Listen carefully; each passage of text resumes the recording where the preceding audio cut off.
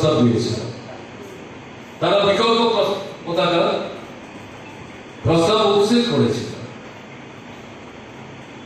কিন্তু উপযুক্ত ব্যাখ্যা উপস্থিত করে তেলেঙ্গানার যে জাতীয় পতাকা যা গৃহীত হয়েছিল তার বিরোধিতার সপক্ষে জনগণের পক্ষে গ্রহণযোগ্য কোন যুক্তি কিন্তু তারা উপস্থিত করতে পারে। আপনাদের এটাও জানা থাকা দরকার, আমাদের জাতীয় সঙ্গীত রবীন্দ্রনাথ ঠাকুরের তৈরি করা, রচিত, তার গ্রন্থনা এবং সুর রবীন্দ্রনাথ ঠাকুর নিজেই আরোপিত করেছিলেন। সেই যে জাতীয় সঙ্গীত, এই জাতীয় সঙ্গীতেরও কিন্তু তারা বিরোধিতা করেছে। এটা কেন জাতীয় সঙ্গীত হবে? এই জাতীয় সঙ্গীত পরিবর্তন করা দরকার। তারা তাদের দিক থেকে বিকল্প কোন জাতীয় সঙ্গীতের প্রস্তাব উপস্থিত করেছিলেন কিনা আমার অন্তত জানা নেই, কিন্তু এই জাতীয় সঙ্গীতকে তারা বিরোধিতা করেছেন, এটা পরিষ্কার। তাহলে সবটা মিলিয়ে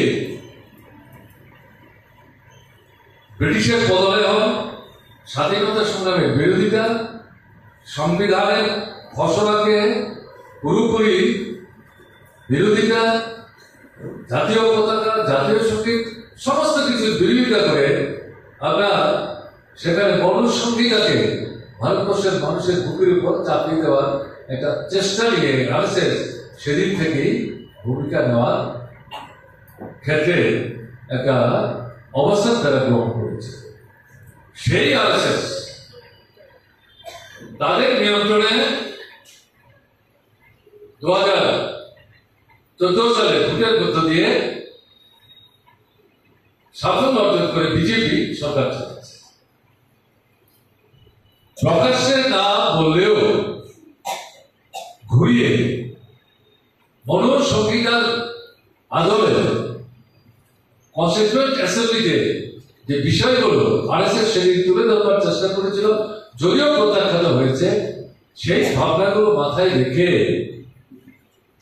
যেহেতু বিজেপি সরকার এসছে, একটা সুযোগ তাদের সামনে তৈরি হয়েছে।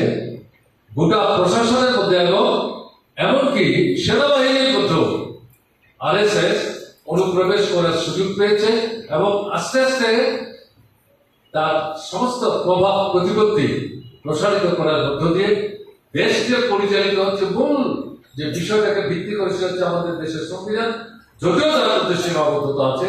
আমি প্রথম দিন উল্লেখ করার চেষ্টা করেছি, সেই বিতর্ক এখানে আলোচনার বিষয়বস্তু হিসেবে উপস্থিত করতে চাইছি না। সেই সংবিধানকে তার ভুল লঞ্চে পাল্টে দেওয়ার জন্য আরএসএস এবং বিজেপি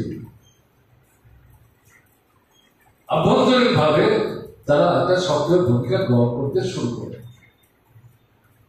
আপনারা দেখেছেন 2024-এর যে লোকসভা নির্বাচন, স্লোগান কি? প্রধানমন্ত্রী নিজেই